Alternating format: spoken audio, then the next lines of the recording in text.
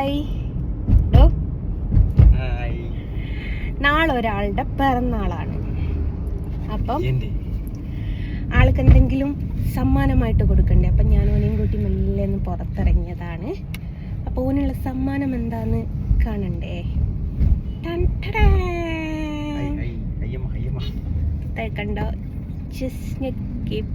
എന്നുള്ള കാർഡ് കണ്ട. അയ്യടാ, എന്നാ പിടി. നിനക്ക് ഇഷ്ടമുള്ള എന്തും വാങ്ങാം, എന്തും വാങ്ങാം, ഉറപ്പ്. അപ്പൊ ഇതാണ് എന്റെ സമ്മാനം. അവൻ ഇന്നത് വേണമെന്നോ ഇന്നതേ മേടിക്കാവുന്നോ ഒന്നും ഞാൻ പറഞ്ഞിട്ടില്ല. ഓന് ഇഷ്ടമുള്ളത് എന്തും മേടിക്കാം.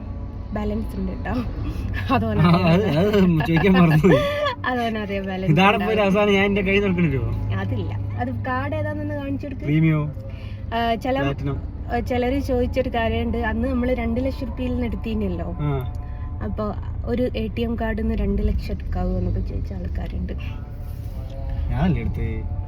ഇതെന്നാണല്ലോ പ്രീമിയത്തിൽ നിന്ന് എടുക്കാമല്ലോ. അപ്പൊ അങ്ങനെയാണ്. അപ്പോൾ ഓന് ഇഷ്ടമുള്ളത് എന്താ അച്ഛാ വാങ്ങിക്കോട്ടെ. ഓക്കെ,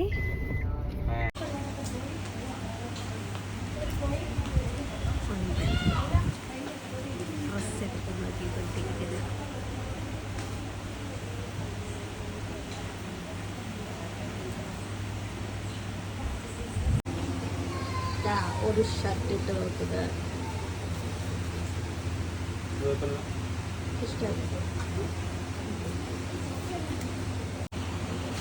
പിന്നെ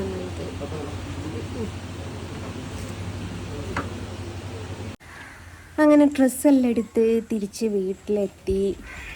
ഭക്ഷണം കഴിച്ചിട്ടില്ല. ഭക്ഷണം കഴിക്കാതിരുന്നത് ഹോട്ടലിൽ കയറിയിട്ടുണ്ടായിരുന്നു. അപ്പോൾ ചോറ് കഴിഞ്ഞു എന്ന് പറഞ്ഞു.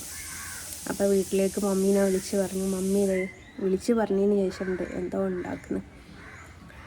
അങ്ങനെ ഇവിടെയുള്ളത്. ഇവിടെ തന്നെ നല്ല മഴക്കാറും ഉണ്ട്. നമ്മൾ വീട്ടിലോട്ട് വരുന്ന വഴിക്ക് റോഡുമ്മൽ ഒരു കശപിശ ഉണ്ടായി. എന്താ വെച്ചാൽ നമ്മുടെ വീട്ടിലേക്ക് കയറുന്ന ഭാഗത്ത് തന്നെ ഒരു 10 സെൻറ്റ് സ്ഥലം മറ്റേ ഇവൻ പറയുന്നുണ്ടല്ലോ, നമ്മുടെ അരിശ്രീ അശോകനും സലീം കുമാറും കൂടി ഒരു സ്ഥലം കച്ചവടം ചെയ്ത ഒരു കഥ പറയുന്നുണ്ടല്ലോ തിളക്കത്തിൽ. അതേമാതിരി ഫ്രണ്ടിലൊരു 10 സെൻറ്റ് സ്ഥലം എൻ്റെ മൂത്ത സഹോദരീനെ കല്യാണം കഴിക്കാൻ വേണ്ടിയിട്ട് എൻ്റെ വാപ്പ നിവർത്തികേടുകൊണ്ട് വിറ്റതാണ്. അറിയാമല്ലോ, 3 പെൺകുട്ടികളൊക്കെ ആകുന്ന സമയത്ത് നിവർത്തികേട് വരുന്ന സമയത്ത് നമുക്ക് സ്വത്തും മുതലൊക്കെ വിറ്റിട്ട് അവരെ കല്യാണം കഴിക്കേണ്ടി വരും. അപ്പോൾ ഈ സ്ഥലം എടുത്തതെന്ന് വെച്ചാൽ ഈ ഏട്ടാനുജന്മാരുണ്ടല്ലോ, അതേപോലെ എൻ്റെ വാപ്പയുടെ വാപ്പൻ്റെ ഏട്ടൻ്റെ മകൻ്റെ മകനാണ് എടുത്തത്. കുറേ ലോങ് ആയിപ്പോയി എന്ന് വിചാരിക്കട്ടെ. നമുക്ക് ഒറ്റ വാക്ക് പറയാ വെച്ചാൽ നമ്മുടെ മൂത്താപ്പൻ്റെ മകൻ ആണ് ഈ സ്ഥലം എടുത്തത്. അപ്പോൾ അവൻ്റെ ഭാര്യ എന്ന് വെച്ചാൽ ഒരു താടക പോലത്തെ ഒരു സ്ത്രീയാണ്. താടക പോലത്തെ എന്ന് വെച്ചാൽ വല്ലാത്തൊരു താടക പോലത്തെ ഒരു സ്ത്രീയാണ്. ഇവിടെ വന്ന് അന്ന് തൊട്ടിട്ട് ഞങ്ങൾക്ക് ഉപദ്രവമാട്ടോ. നമ്മുടെയൊക്കെ ഗതികേട് കൊണ്ടാണ് നമ്മളൊക്കെ സ്ഥലം വിൽക്കുന്നത്. അപ്പോൾ ഈ താടക പോലുള്ള ആൾ എന്താ ചെയ്യാന്നറിയോ, എൻ്റെ ഉമ്മ ഹാർട്ട് പേഷ്യൻ്റാണ്.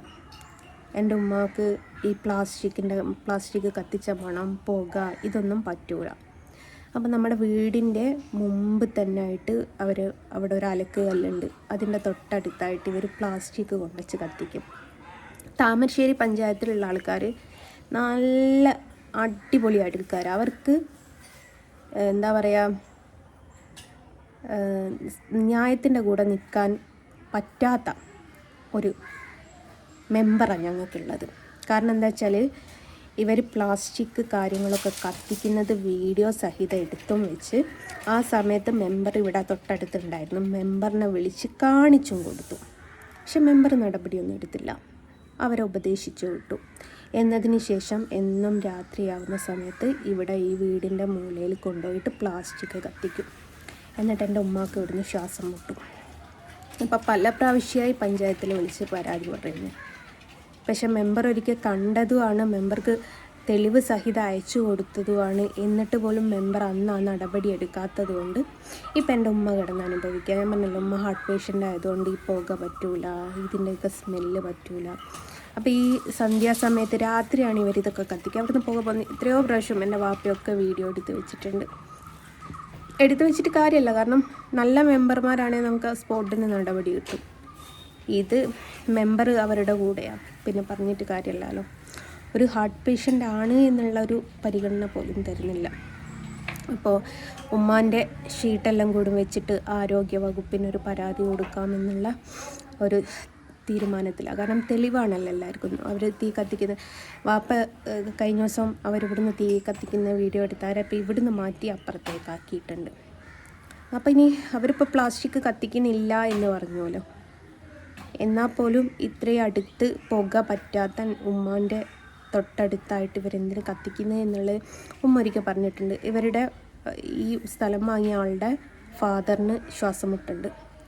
അപ്പോൾ ആ താടകനോട് പറഞ്ഞിട്ടുണ്ട്, നിൻ്റെ ഭർത്താവിൻ്റെ വാപ്പക്ക് ശ്വാസം മുട്ടുണ്ടായിരുന്നു, നിനക്കും നിൻ്റെ കുട്ടികൾക്കും ഒരു പക്ഷേ അത് പാരമ്പര്യം കിട്ടിയെന്ന് വരും, ശ്രദ്ധിച്ചോ, ഞാൻ ശ്വാസം മുട്ടി നിൽക്കുന്നത് എനിക്ക് സഹിക്കാൻ പറ്റാഞ്ഞിട്ട് പറയാണ്. അങ്ങനെയാണ് അവസ്ഥ. ഓരോരുത്തരുടെ ഗതികേട് കൊണ്ട് വീടും സ്ഥലമൊക്കെ വിൽക്കുമ്പം ഇതേപോലെയുള്ള ഒരു താടക പോലെയുള്ള ഒരാൾ വന്നാൽ മതി. ഏതായാലും ഞാൻ ആരോഗ്യവകുപ്പിന് പരാതി കൊടുക്കാൻ പോവുകയാണ്. കാരണം നമുക്കൊക്കെ വാല്യുബിളായിട്ടുള്ളൊരു സംഭവം എന്ന് വെച്ചാൽ നമ്മുടെ ഉമ്മമാരാണ്. അപ്പോൾ ഇങ്ങനെയൊക്കെ പുക ശ്വസിക്കുക എന്നൊക്കെ പറയുന്നത് ഉമ്മാനെ സംബന്ധിച്ച് വളരെ വിഷയമുള്ള ഒരു കാര്യമാണ്. ഷീറ്റ് സഹിതമുണ്ട് കേട്ടോ.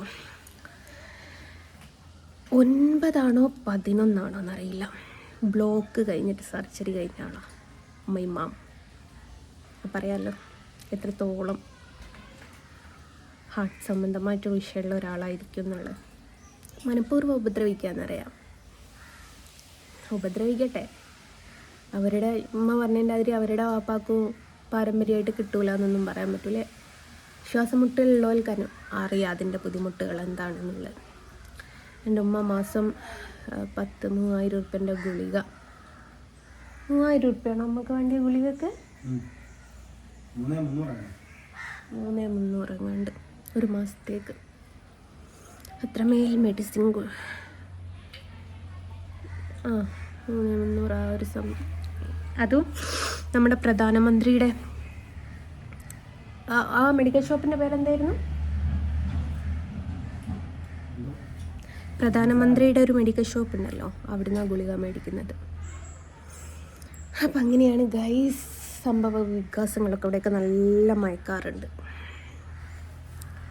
കാര്യമൊന്ന് പറഞ്ഞു എന്നേ ഉള്ളൂ. അവസ്ഥ അത്രയേ ഉള്ളൂ. അങ്ങനെ ഇന്നത്തെ പരിപാടികളൊക്കെ കഴിഞ്ഞു. തിരിച്ച് വീട്ടിലെത്തി. ഉമ്മ ചോറ് തരുന്നു. ചോറ് ആയി എന്ന് പറഞ്ഞ ആക്രാന്തത്തിൽ ചോറ് തിന്നതൊന്നും എടുത്തില്ല ഗൈസ്. അങ്ങനെ ഇവിടെ എത്തി. ഇനി ഒന്ന് സുഖമായിട്ടൊന്ന് കുളിക്കണം. കുളിച്ചാൽ തന്നെ ഒരു ഫ്രഷ്നെസ്സാണ്. ഇപ്പോഴത്തെ ചൂട് എന്ന് പറയുന്നത് വല്ലാത്തൊരു സംഭവമല്ലേ. അപ്പോൾ എന്തായാലും ഇന്ന് വീഡിയോസൊക്കെ വളരെ കുറവാണ് ഇട്ടാൻ. ഇന്ന് ഈ ഒരു പ്രശ്നമായിപ്പോയി. നമ്മൾ കേക്ക് വാങ്ങണ്ടായോ മോനെ? സർപ്രൈസായിട്ട് 12 മണിക്ക് മുറിക്കാൻ. പക്ഷെ അൺഫോർച്ചുനേറ്റ്ലി എന്നെ കൊണ്ട് വണ്ടി എടുക്കാറാണില്ല. നമുക്ക് കേക്കിൻ്റെ ഫോട്ടോ കാണിച്ചു കൊടുക്കാം 12 മണിയാകുമ്പോൾ. ഓർഡർ ചെയ്താൽ ഫലൂദയെന്ന് ഇങ്ങോട്ട് കിട്ടുമോ? എന്നാ സ്വിഗ്ഗി എങ്കിൽ സ്വിഗ്ഗി നോക്ക്. ഇല്ലാച്ചാൽ അച്ഛനോട് നേരത്തെ വരാൻ പറഞ്ഞാൽ മതി. നിന്നും അച്ഛനും പോയി വാങ്ങിക്കോ. ഒരു കേക്ക് കട്ട് ചെയ്യണ്ടേ? സർപ്രൈസ്. ഓക്കേ, ടാറ്റാ.